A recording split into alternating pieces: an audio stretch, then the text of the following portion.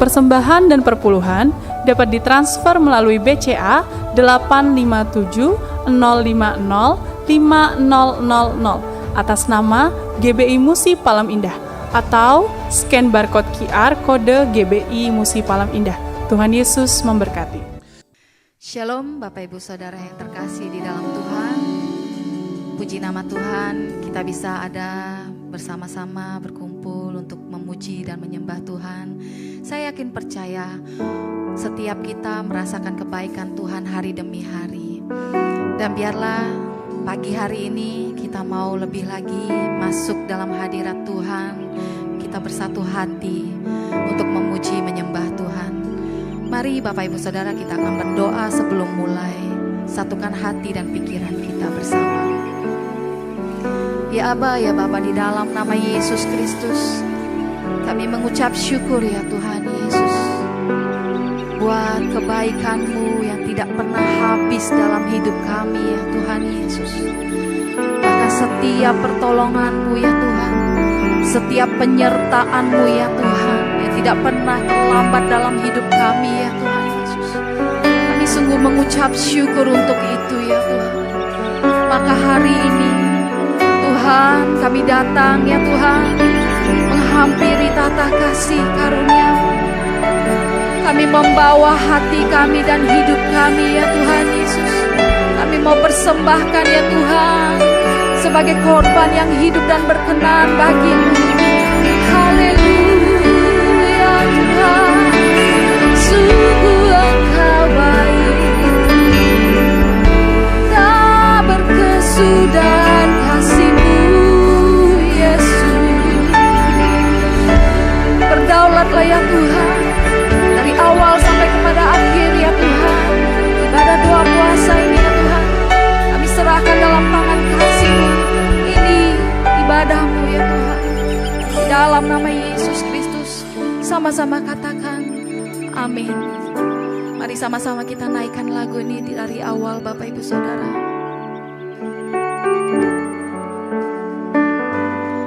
Engkau baik ya Tuhan Yesus, nama-Mu indah ya Tuhan Yesus.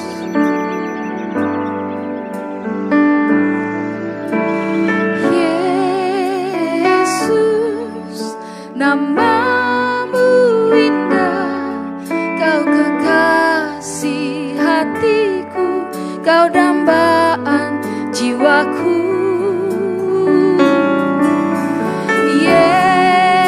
Yesus, ku cinta padamu, selalu dekat padamu, itu kerinduanku.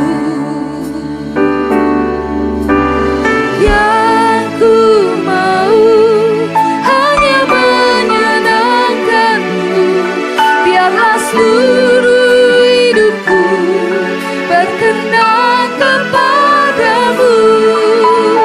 Bukan emas, perak, bahkan permata,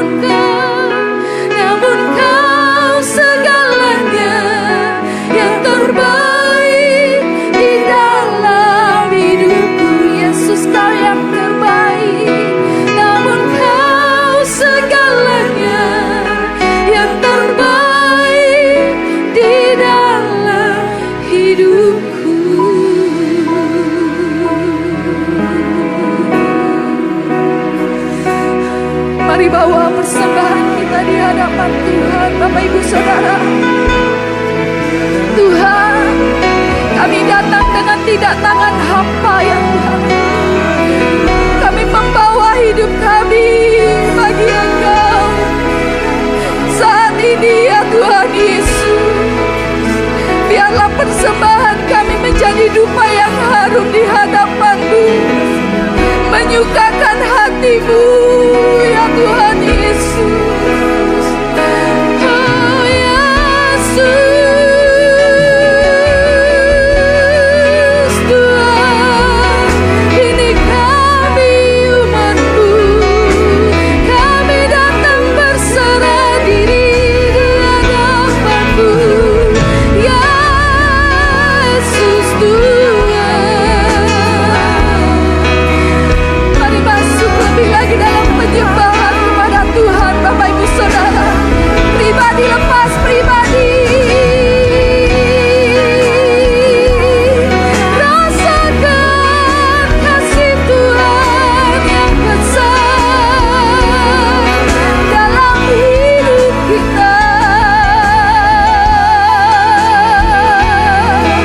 Tuhan, kami rindu Engkau. Kami katakan kami rindu hadirat-Mu. Jamah kami, umat-Mu ya Tuhan. Lawat kami lebih lagi. Oh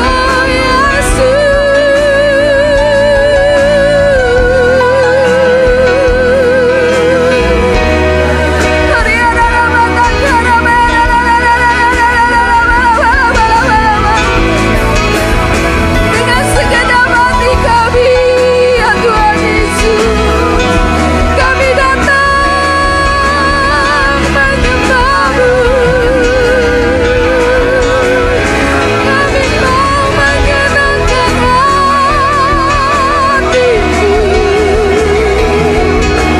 Di dalam kata-kata-Mu,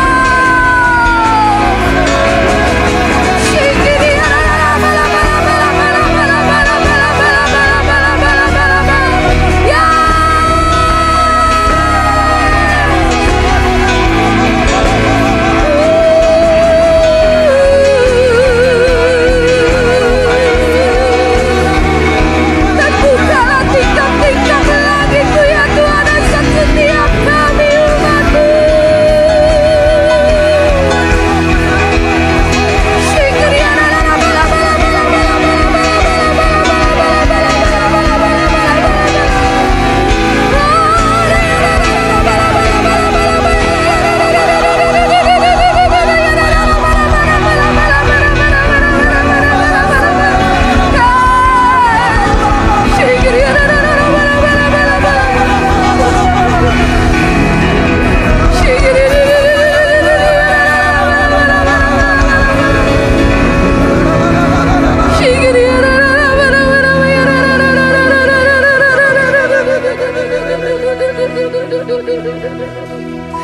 Bawa kami lebih lagi ya Tuhan, untuk kami dapat berjumpa secara pribadi dengan Engkau saat ini.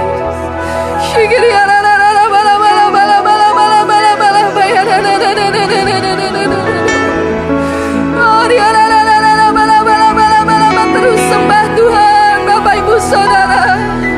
Terus nikmati hadirat Tuhan. Yes Lord, kami tidak mau batasi Engkau ya Roh Kudus. Bekerjalah, berkaryalah atas setiap hidup kami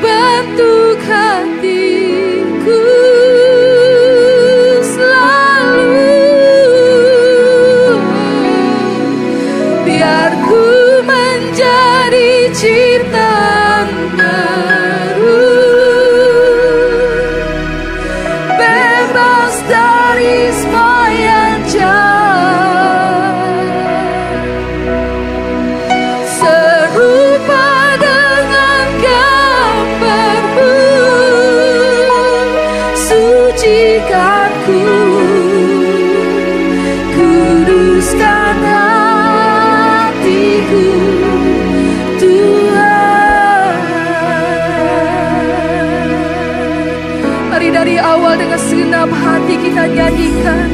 Pulihkan, pulihkan hatiku dengan kasih-Mu. Oh, bantulah, bantulah hatiku jadi seperti-Mu. Kekudusan-Mu, kekudusan-Mu memenuhiku. Tuhan di diriku, hatiku seperti hati-Mu. Kudus berkenan Yesus, bagaikan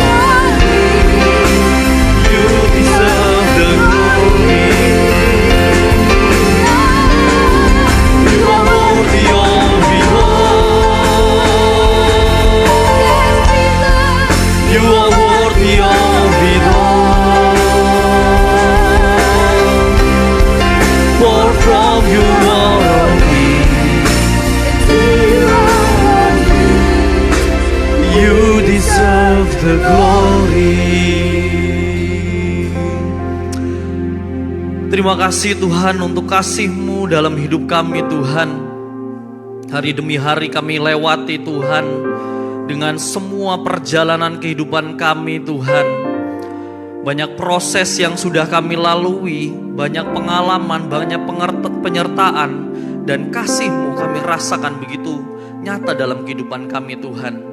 Dalam setiap hari perjalanan kami itu kami semakin mengenal Engkau lebih lagi dan lebih lagi Tuhan.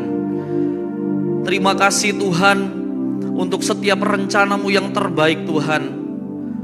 Mungkin Tuhan kami berdoa dan Engkau mengatakan tidak Tuhan untuk doa kami itu.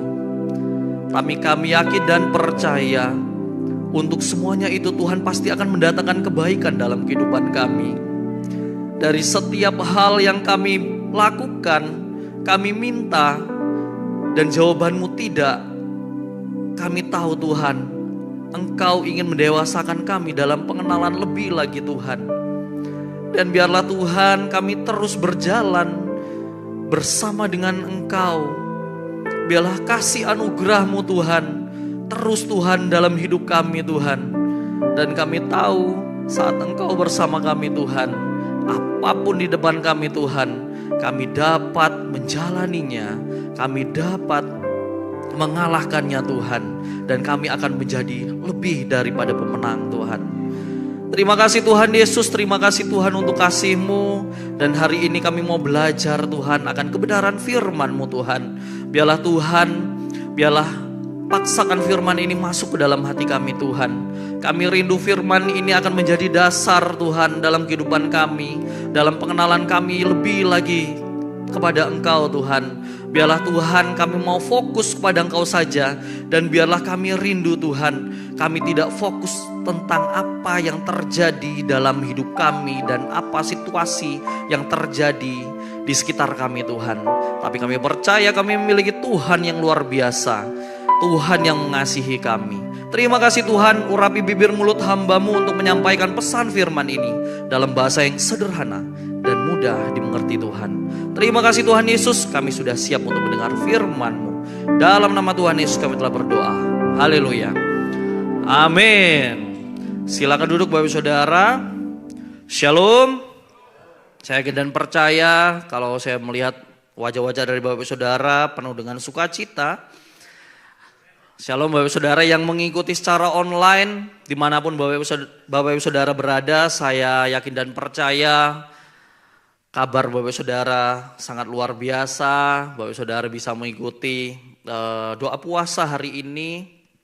Dan hari ini saya ingin membagikan pesan yang Tuhan bicara di hati saya tentang mengenal Tuhan dengan benar Bapak Saudara. Mengenal Tuhan dengan benar. Jadi Bapak Saudara, kalau kita berbicara tentang mengenal, ternyata seberapa besar pengaruh siapa yang kita kenal, bagaimana kita mengenal, itu besar banget Bapak Saudara dalam kehidupan kita. Contohnya Bapak Saudara, saat kita mengenal pejabat tinggi di negeri ini Bapak Saudara, tentunya kehidupan kita luar biasa. Kita bisa mengenal Presiden Prabowo atau Presiden Jokowi atau mungkin anggota dewan Bapak Saudara. Kita di circle mereka, kita kenal dengan beberapa tokoh-tokoh penting di negeri ini. Itu akan mempengaruhi kehidupan kita. Nah, semakin pengenalan kita semakin dalam dengan orang-orang itu, maka pengaruh kita semakin besar. Nah, prinsipnya hampir sama Bapak Saudara. Saat kita mengenal Tuhan dengan benar, kita mengenal Tuhan dengan dalam Bapak Saudara, akan ada dua hal yang akan terjadi dalam kehidupan kita. Kita mengetahui kepribadian Tuhan seperti apa dan kehendak Tuhan seperti apa dalam kehidupan kita. Sehingga hidup kita akan penuh damai sejahtera. Nah, kita akan belajar Bapak Saudara dari terikan Rasul Paulus di Filipi 3 ayat 10 Bapak Saudara. Kita baca sama-sama Bapak Saudara ya. Yang kehendaki ialah mengenal Dia dan kuasa kebangkitannya dan persekutuan dalam penderitaannya. di mana aku menjadi serupa dengan dia dalam kematiannya. Jadi ini adalah teriakan Rasul Paulus, kerinduan hatinya tentang apa Bapak Saudara? Kerinduannya untuk mengenal Tuhan. Saya yakin dan percaya dalam perjalanan kehidupan kita, hari ini mungkin kalau kita bandingkan dengan 5 tahun lalu atau 10 tahun lalu, kita memiliki pengenalan yang berbeda dengan Tuhan. Amin Bapak Saudara. Melalui apa? Melalui perjalanan Bapak Saudara. Melalui apa? Melalui pengalaman. Kata pengenalan di sini itu bahasa Yunaninya adalah ginosko Bapak Saudara. Jadi ginosko ini bukan sekedar pengetahuan intelektual. Kita tahu kalau Tuhan itu adalah seperti ini. Dia lahir di Nazaret, dia adalah orang Yahudi dan sebagainya. Hanya pengetahuan intelektual. Sama dengan istri kita atau suami kita saudara di rumah. Kita hanya kenal dia namanya ini, tinggi badannya ini, berat badannya ini. Oh dia naik 2 kilogram mungkin kan dari bulan lalu dan lain sebagainya. Hanya pengenalan intelektual, no Bapak Saudara. Tapi ginosko ini berbicara tentang pengenalan yang intim. Ada relasional Bapak Saudara. Dan transformatif. Jadi ini pengenalan yang berdasarkan pengalaman. Adanya pengalaman yang kita lakukan, kita alami bersama dengan seseorang. Atau dalam konteks ini bersama dengan Tuhan. Ini mirip dengan pengenalan antara suami dan istri. Kalau kita lihat di Kejadian 4 ayat 1 Bapak Saudara. Atau hubungan Allah dengan umatnya di Yeremia 31 ayat 34. Nah, saat kita mengenal Tuhan dengan benar, maka kita akan semakin tahu, Bapak Saudara. Ada 2 hal yang kita tahu tentang Tuhan saat kita mengenal Dia lebih. Yang pertama tentang apa? Sifat siapa Tuhan? Siapa Tuhan? Tentang pribadi Tuhan. Siapa Tuhan itu? Yang kedua tentang apa? Tentang kehendaknya. Kita tahu pribadinya dan kita tahu apa yang Dia mau. Sama kayak kita kerja Bapak Saudara, kalau kita punya pimpinan, kita punya bos, kita tahu siapa dia. Lalu kita harus tahu juga, nggak sebatas tahu siapa dia. Tapi kita harus tahu apa kehendak dari pemimpin kita, dari bos kita. Karena semakin kita tahu kehendaknya, kita bisa mengerjakan segala sesuatunya dengan kemaksimalan. Disitulah kita mendapatkan hatinya. Sehingga apa? Dia berkenan kepada kita. Kita dipromosi. Jadi itu tentang mengenal Bapak Saudara. Namun yang lebih penting kita harus menjawab pertanyaan ini Bapak Saudara. Apa sih yang Tuhan tawarkan di dalam hidup kita? Apakah Tuhan hanya menawarkan sorga? Banyak saya riset Bapak Saudara ya. Banyak jawaban-jawaban yang saat ditanya apa yang Tuhan tawarkan dalam hidup kita, kebanyakan adalah kita berpikir dan saya pribadi juga berpikir bahwa itu tentang sorga saja Bapak Saudara. Saya yakin dan percaya saat kita percaya, kita hidup di dalam Tuhan dan kita melakukan semua kehendak Tuhan, saya yakin dan percaya Tuhan itu akan memberikan upah. Hidup bersama dengan Tuhan, hidup selamanya di sorga. Saya yakin dan percaya itu. Namun ternyata Bapak Saudara, apa yang ditawarkan Tuhan dalam hidup kita itu tidak hanya sebatas tentang sorga Bapak Saudara.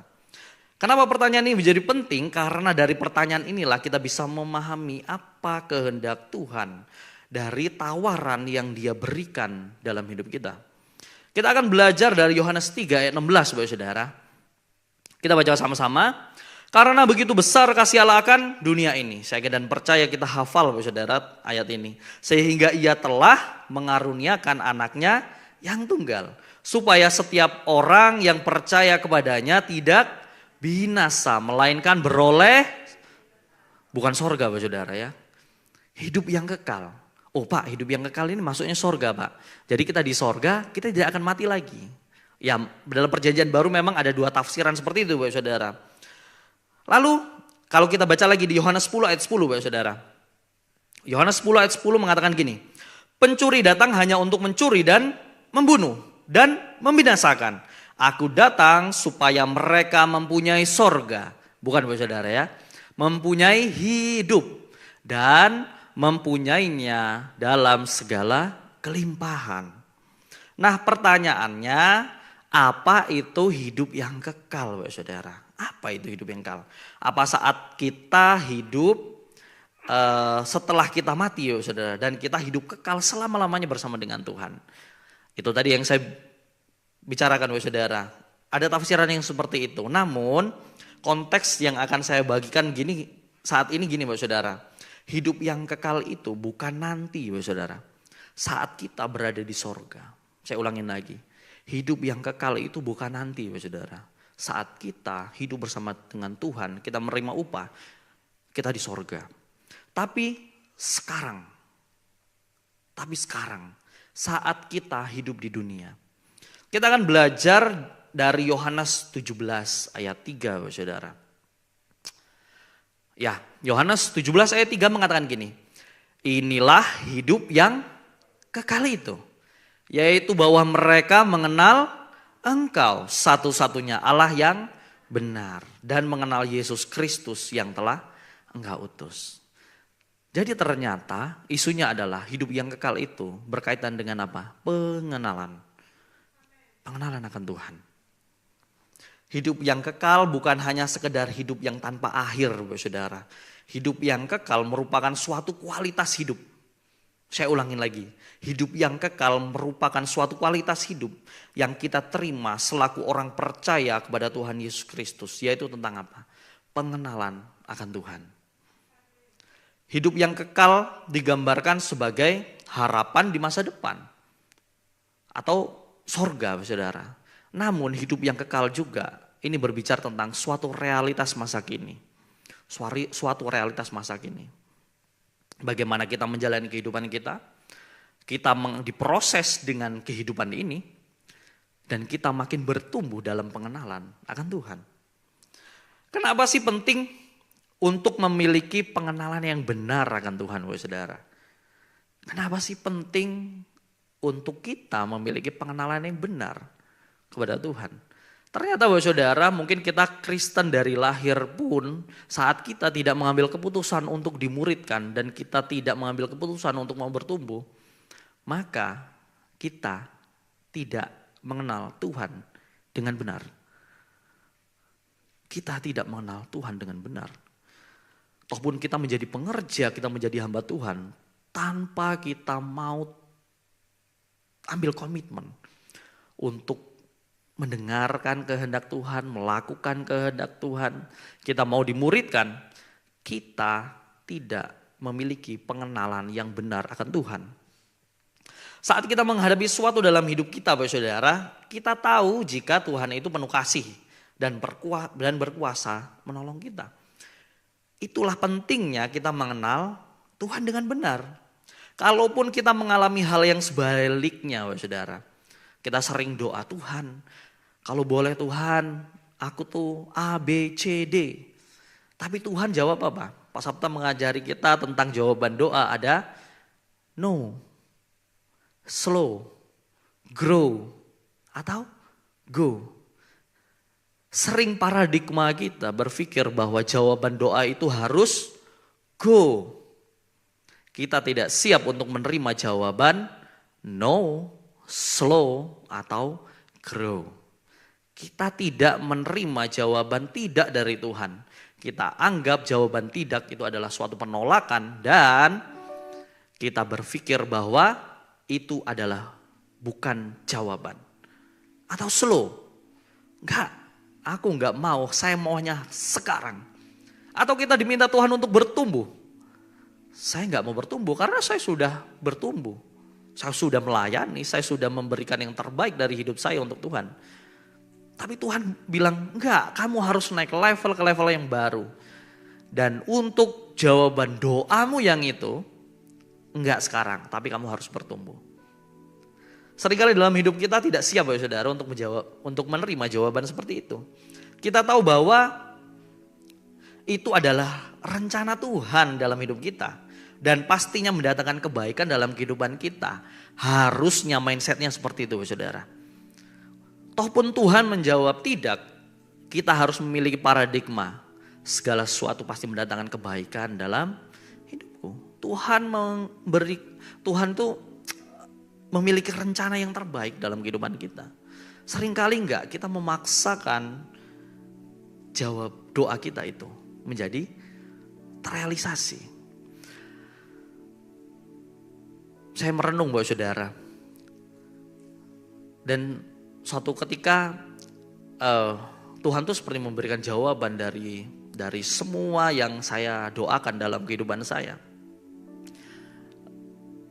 Saya berdoa kepada Tuhan untuk berusaha, untuk diberkati dan lain sebagainya. Dan satu titik dalam kehidupan saya, Tuhan itu memberikan jawaban sepertinya no, saudara. Saya dialihkan begini begitu dan ada beberapa pekerjaan dulu yang sepertinya digagalkan itu Bapak Saudara. Sebelum saya mengambil keputusan untuk melayani Tuhan sepenuh waktu. Tapi satu hal yang saya mengerti sekarang Bapak Saudara, ternyata proyek itu Bapak Saudara itu bermasalah. Saya mikir Tuhan tuh kasih pengertian, iya ya, kalau andaikan itu masuk dan saya mengerjakannya, mungkin hari ini saya nggak berdiri di sini menjadi hamba Tuhan, Bapak Saudara. Saya tidak tertanam di gereja ini menjadi hamba Tuhan, tetapi saya masuk penjara, Bapak Saudara. Karena nggak mungkin kita tidak terlibat dalam hal itu. Seringkali dalam kehidupan kita seperti itu, Bapak Saudara. Dan satu hal paradigma kita berpikir bahwa kita berdoa untuk mendapatkan jawaban. Seringkali enggak, Bapak Saudara. Tujuan dari doa bukanlah jawaban. Tetapi tujuan dari doa adalah keintiman, Bapak Saudara. Saat kita berdoa sama Tuhan, itu bukan untuk mendapatkan jawaban dari Tuhan. Tetapi kita semakin intim dengan Tuhan. Saya yakin dan percaya saat kita mengenal Tuhan dengan benar, respon kita pasti benar di hadapan Tuhan. Kita penuh damai sejahtera dan sukacita keselamatan atau joy. Seringkali kita hanya mencari happy dalam hidup kita, Bapak Saudara. Kita cari kesenangan-kesenangan. Happy itu hanya bisa melegakan kita sesaat saja. Tetapi saat kita memiliki joy, kita memiliki damai sejahtera, kita akan memiliki sikap hati yang benar dan kita akan tahu, oh Tuhan, ini jawaban darimu bahwa ini bukan ya Tuhan. Dan kita memiliki hati yang besar. Biarlah Tuhan kehidupanku aku taruh di dalam tanganmu. Biarlah semuanya Tuhan yang atur dan aku ikut Engkau Tuhan. Sehingga kita mencari Tuhan dalam doa, pujian dan penyembahan. Saat kita memiliki respon yang benar, kita akan mencari Tuhan lagi dalam doa, pujian dan penyembahan. Kita nggak pahit dengan jawaban no. Kita nggak pahit dengan jawaban no. Kita bisa mengakses hadirat Tuhan untuk mendapatkan apa? Kekuatan baru, tuntunan Tuhan dan kuasa untuk menghardik badai kehidupan kita. Seringkali dalam kehidupan kita sekonyong-konyong sepertinya Bapak Saudara ada badai yang menerpa. Entah itu karena memang kesalahan kita, orang lain atau kuasa lain yang mengizinkan hal itu.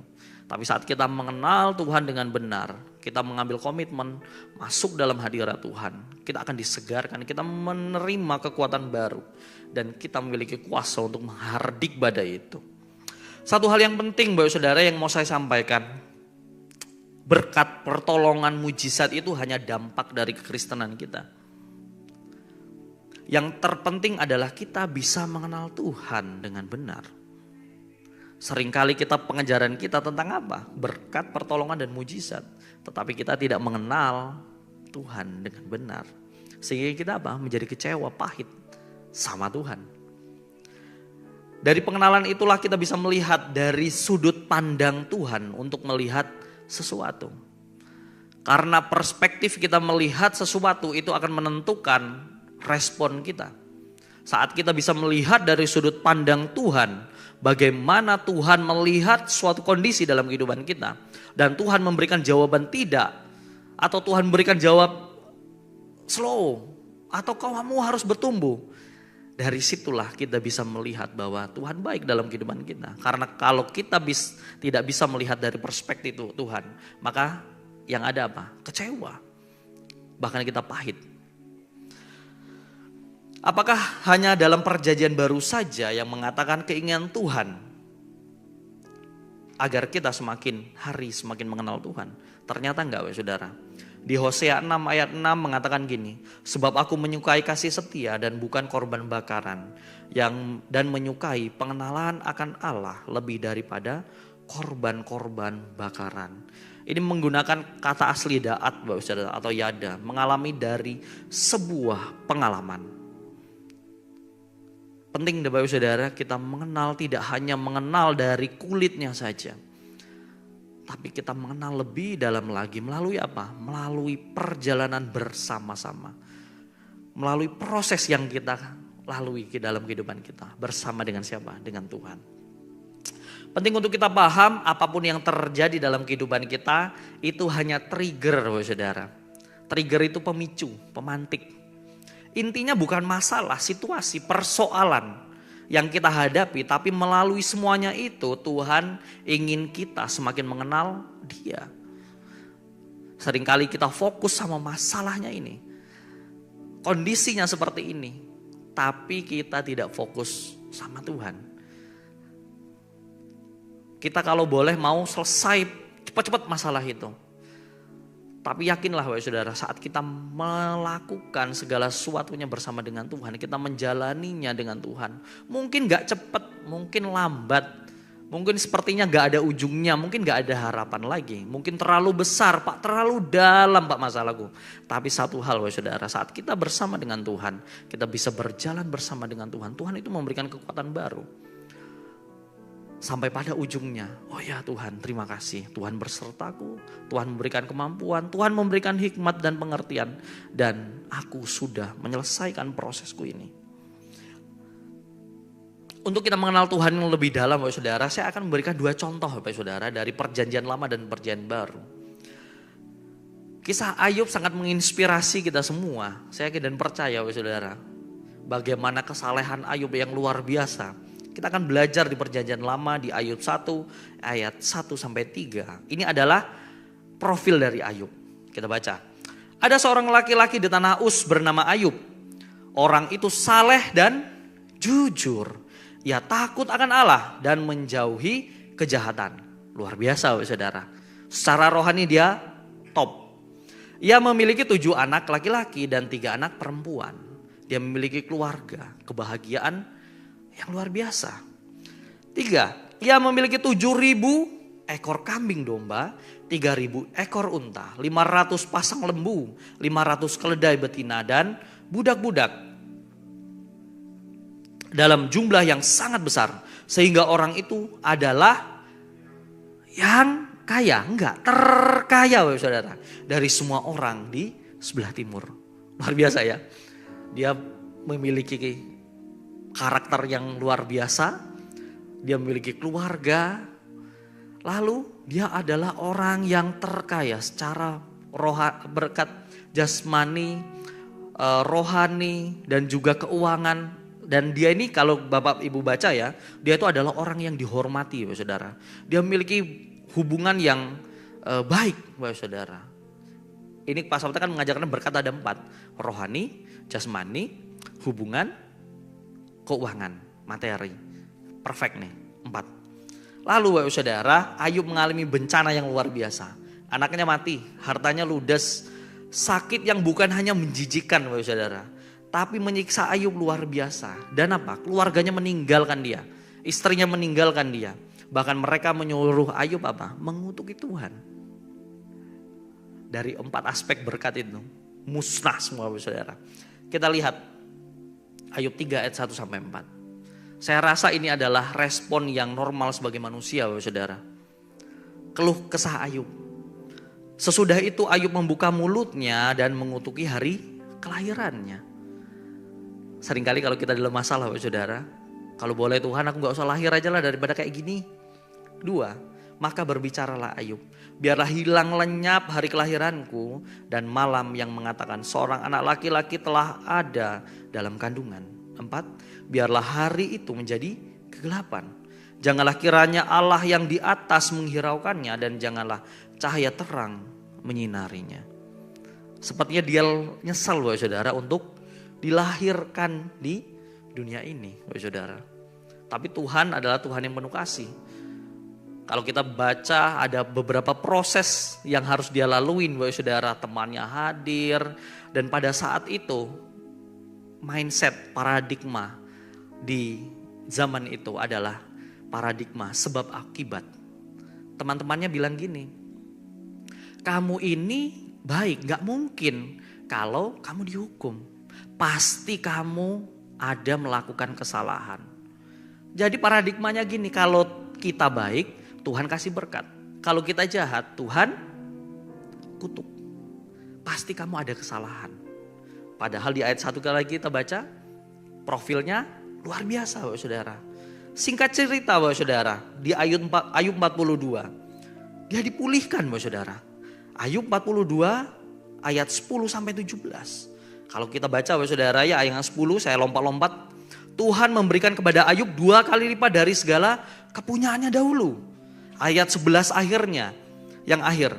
Dan mereka masing-masing memberi 2 uang, 1 kesita dan sebuah cincin emas. Jadi ada orang yang murah hati kepada Ayub.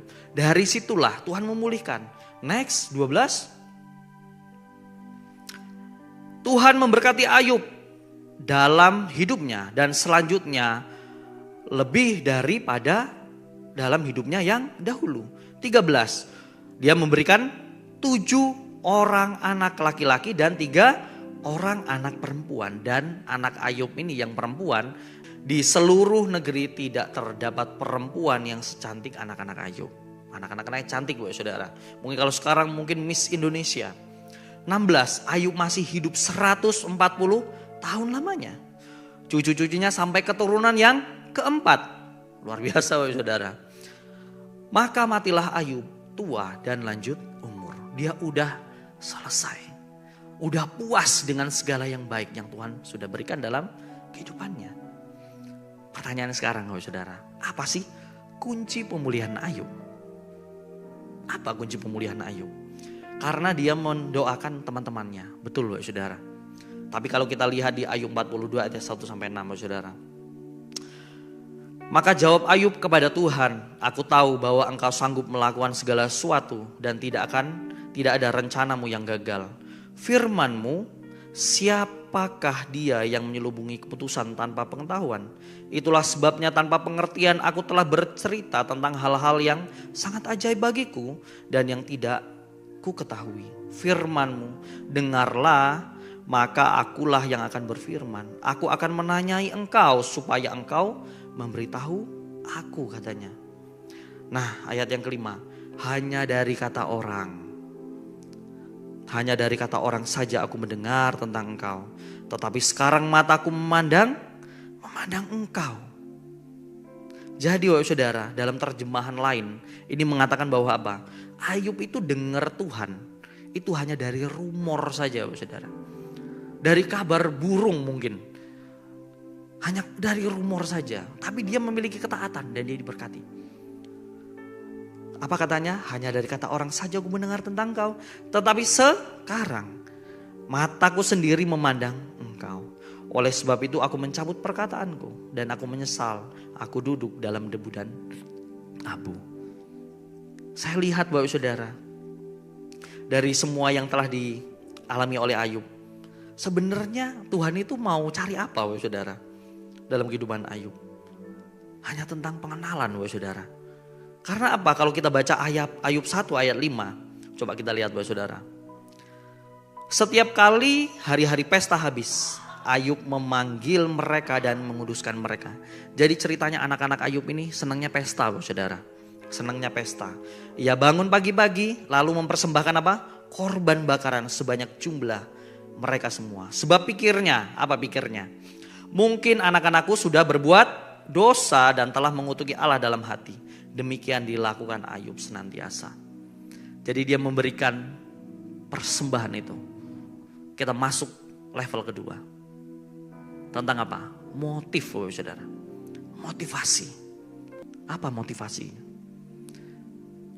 Ayub memberikan persembahan, berikan korban dengan tujuan supaya anak-anaknya terhindar dari hukuman. Ini penting dalam kehidupan kita Bapak Saudara. Seringkali kita memberikan, kita taat, pada suatu perintah Tuhan. Apakah motivasi kita benar? Aku memberikan persembahan ini supaya aku diberkati. Tuhan mau naik level sekarang saudara. Naik level ke apa? Itu adalah ucapan syukur, rasa kagum, rasa hormat kita sama Tuhan. Kita harus naik ke level situ. Kita tidak hanya memberi karena Tuhan harus memberkati kita. Kalau Tuhan tidak memberkati, maka respon kita menjadi apa? Kecewa. Tapi kalau kita memiliki motivasi yang benar, itu adalah ucapan syukur, rasa kagum, dan rasa hormat kita sama Tuhan. Tuhan baik, Tuhan sudah memelihara hidup saya. Maka hidup kita akan dipakai Tuhan lebih lagi. Levelnya tidak hanya berkat materi saja, tapi Tuhan akan mempercayakan apa?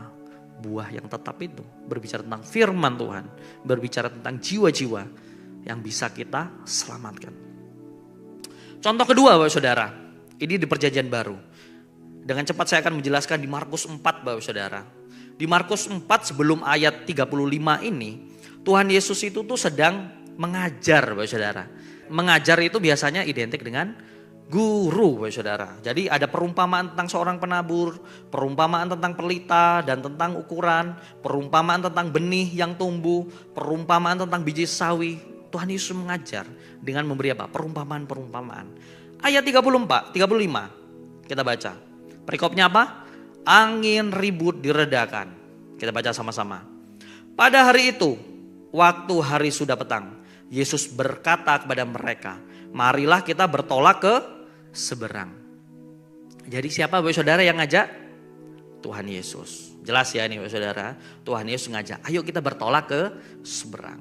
36. Mereka meninggalkan orang banyak itu, lalu bertolak dan membawa Yesus beserta dengan mereka dalam perahu di mana Yesus telah duduk, dan perahu-perahu lain juga menyertai dia. Pertanyaannya, Tuhan Yesus ada di mana? Dalam perahu. Tuhan Yesus ikut ya. Tuhan Yesus yang memerintah, Tuhan Yesus turut serta. 37. Lalu mengamuklah taufan yang sangat dahsyat. Enggak cuma dahsyat Bapak Saudara, sangat dahsyat. Dan ombak menyembur masuk ke dalam perahu, sehingga perahu itu mulai penuh air. Pertanyaan saya Bapak Saudara, seringkali kita memiliki paradigma gini. Ini adalah perintah dari Tuhan. Tuhan bersama-sama dengan lancar enggak? Harusnya Bapak Saudara ya, harapan kita Bapak Saudara. Tapi realitanya mengamuklah taufan. Seringkali paradigma ini yang membuat kita gagal paham dengan Tuhan. Kalau kita belajar dari sini Bapak Saudara, ini adalah perintah Tuhan. Tuhan bersama dengan mereka. Tetapi Tuhan masih izinkan ada badai di sana. Masih ada badai di sana Bapak Saudara. Kita baca 38. Pada waktu Yesus sedang tidur di buritan di sebuah tilam, maka murid-muridnya membangunkan dia dan berkata kepadanya apa? Guru. Jadi murid-murid Tuhan mengenal mereka sebagai guru. Itu tadi Bapak Saudara, ada kaitannya saya jelaskan tadi. Karena Tuhan Yesus sebelumnya sedang mengajar. Engkau tidak pedulikah kalau kita binasa? 39. Ia pun bangun, menghardik angin itu dan berkata kepada danau itu, diam, tenanglah. Lalu angin itu reda dan danau itu menjadi teduh sekali. Menjadi teduh sekali. 40. Apa reaksi mereka? Lalu ia berkata kepada mereka, mengapa kamu begitu takut? Mengapa kamu tidak percaya? 41. Mereka menjadi sangat takut. Ketakutan yang di awal dengan ketakutan yang di ayat 41 itu berbeda Saudara. Yang di awal mereka takut mati. Karena apa? Badai. Tapi di sini mereka itu dalam terjemahan lain gak takut Bapak Saudara, tapi takjub, kagum. Wow, dan berkata seorang kepada yang lain, siapa gerangan orang ini? Sehingga angin dan danau pun taat kepadanya. Penting ternyata Bapak Saudara, kita memiliki pengenalan yang benar akan Tuhan. Seringkali dalam hidup kita, ini kehendak Tuhan nih. Tuhan yang suruh saya. Tuhan menyertai saya nih. Saya dapat konfirmasi. Tapi ternyata prosesnya tidak semudah itu.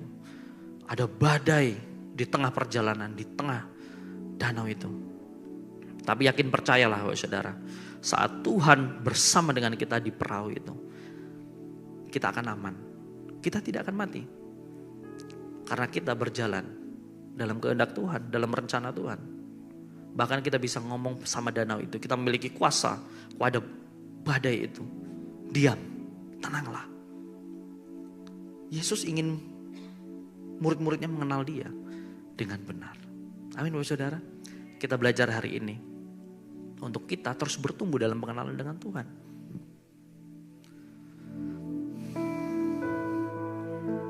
Saya undang Bapak Saudara untuk bangkit berdiri.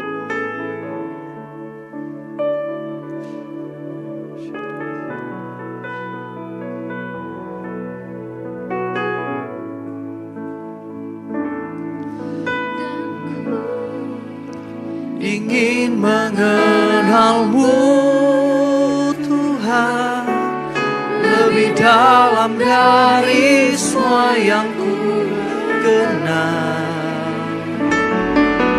Tiada kasih yang melebihimu, ku ada untuk menjadi penyembahmu. Dan ku ingin mengenalmu Tuhan, lebih dalam dari semua yang ku kenal. Tiada kasih yang melebihimu, ku ada untuk menjadi penyembahmu. Bapak Ibu Saudara, baik yang mengikuti online ataupun di Holy Spirit ini, seringkali kalau dalam kehidupan kita mengalami sepertinya ini adalah jalan buntu, gak ada jalan keluar lagi Bapak Saudara. Gak ada jalan keluar lagi, entah itu karena hutang. Saya beberapa waktu yang lalu ketemu dengan orang, Pak ini udah terlalu dalam Pak, gak ada solusi lagi. Kayaknya ini jalan buntu dalam hidupku. Gak ada lagi Pak jalan keluar sepertinya. Entah itu karena sakit kah, ada beberapa yang sakit udah divonis kronis dan kayaknya Pak gak ada jawaban lagi Pak. Gak ada jawaban lagi. Sepertinya mujizat itu mustahil dalam hidup saya. Pergumulan dalam hubungan keluarga, saudara, teman. Sepertinya hidup kita itu seperti Ayub. Seperti Ayub. Semua aspek kehidupan kita itu kena. Sakit, hartanya habis, anaknya mati, dia ditinggalkan sama orang-orang yang mengasihi dia. Gak ada jalan lagi Pak. Seperti badai itu sekonyong-konyong menerpa hidup kita. Hari ini Bapak Saudara, dari firman ini saya rindu kita sama-sama belajar. Sama-sama belajar satu hal. Saat kita mengenal Tuhan, kita tahu bahwa Tuhan itu adalah Tuhan yang baik, amin. Tuhan yang penuh kuasa, amin. Mungkin hari-hari ini sepertinya gak ada harapan dari sudut pandang kita. Tapi satu hal, saat kita memiliki perspektif Tuhan, kita melihat dari sudut pandang Tuhan, kita akan memiliki harapan. Ada jalan lain yang Tuhan bisa berikan dalam kehidupan kita. Saya rindu kita angkat tangan kita doa sama Tuhan. Tuhan, ini aku sebut namamu Bapak Saudara. Mungkin hari-hari ini engkau mengalami kondisi yang begitu berat dalam hidupmu. Sebut namamu, ini aku Tuhan. Aku mau mengenalmu lebih lagi. Aku mau mengenalmu lebih lagi Tuhan. Karena aku tahu Tuhan, saat aku mengenalmu Tuhan, Engkau mampukan aku melewati semua ini. Engkau mampukan aku Tuhan. Engkau memberikan kekuatan yang baru. Dan aku percaya Tuhan, ada jalan lain Tuhan yang aku bisa lalui Tuhan, untuk mencapai tujuanku ini Tuhan. Dan aku rindu Tuhan, aku mengerti kehendak-Mu itu. Aku bisa melihat dari perspektif Tuhan, dari sudut pandang Tuhan. Biarlah Tuhan, aku bisa memiliki pengharapan yang baru Tuhan. Berikan aku kekuatan, berikan aku kemampuan Tuhan. Dan aku berkata hari ini, badai, diam, tenanglah di dalam nama Tuhan Yesus. Aku katakan kepada badai hidupku, diam, tenanglah.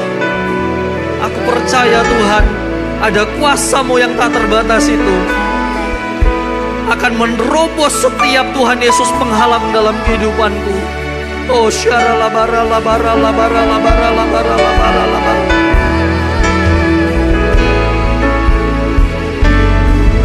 Dan ku ingin mengenal-Mu, lebih dalam dari supaya ku kenal. Tiada kasih yang melebihimu. Ku harap untuk menjadi penyembah-Mu. Dan ku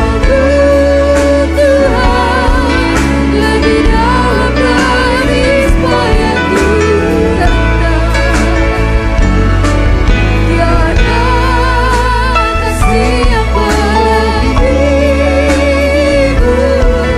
Ku ada untuk menjadi penyembah-Mu, dan ku ingin mengenal-Mu, Tuhan, lebih dalam dari semua yang ku kenal. Tiada kasih yang melebihimu. Ku ada menjadi penyembah-Mu. Bapak, terima kasih buat firman-Mu yang mengajar kami untuk kami memiliki pengenalan yang benar akan Engkau, Tuhan. Terima kasih Tuhan Yesus buat lawatan-Mu, buat setiap kebenaran firman-Mu yang sudah disampaikan bagi kami. Dan biarlah kami menjadi pelaku-pelaku akan firman-Mu. Dan sebentar kami akan masuk dalam perjamuan kudus. Kuduskan kami, layakkan kami, untuk kami menikmati tubuh dan darah-Mu. Di dalam nama Tuhan kami Yesus Kristus, haleluya, amin.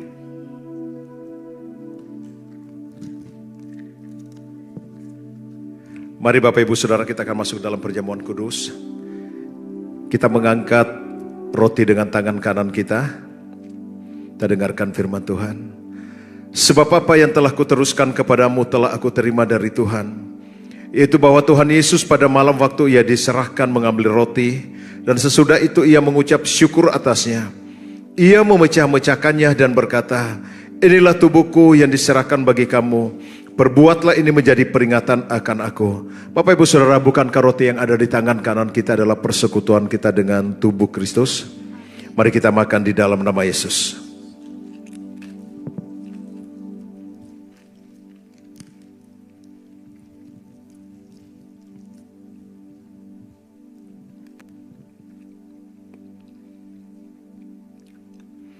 Mari kita angkat cawan dengan tangan kanan kita. Demikian juga Ia mengambil cawan sesudah makan lalu berkata, cawan ini adalah perjanjian baru yang dimeteraikan oleh darahku. Perbuatlah ini setiap kali kamu minumnya menjadi peringatan akan aku. Sebab setiap kali kamu makan roti ini dan minum cawan ini, kamu memberitakan kematian Tuhan sampai Ia datang. Bapak Ibu Saudara, bukankah cawan yang ada di tangan kanan kita adalah persekutuan kita dengan darah Yesus? Mari kita minum di dalam nama Yesus. Terima kasih, terima kasih Yesusku, terima kasih Yesusku. Puji syukur hanya bagi Tuhanku. Terima kasih Yesusku, terima kasih Yesusku. Puji syukur hanya bagi Tuhanku. Mari bersama nyatakan, terima kasih Yesusku, terima kasih Yesusku. Puji syukur hanya bagi Tuhanku. Terima kasih Yesusku, terima kasih Yesusku. Puji syukur hanya bagi Tuhanku. hanya bagi, puji syukur hanya bagi Tuhanku. Mari angkat kedua tanganmu dan kita terima berkat. Kekasih-kekasih Kristus, pulanglah dengan membawa berkat yang terbaik dari Allah Bapa. Cinta kasih dari Tuhan Yesus dalam persekutuan dengan Roh Kudus yang akan menaungi, melindungi, dan memberkati kita semua. Di dalam nama Tuhan kami Yesus Kristus, kami sudah berdoa, dan mari setiap kita yang sudah diberkati Tuhan, sama-sama kita katakan amin. Selamat siang, Tuhan Yesus memberkati kita semua.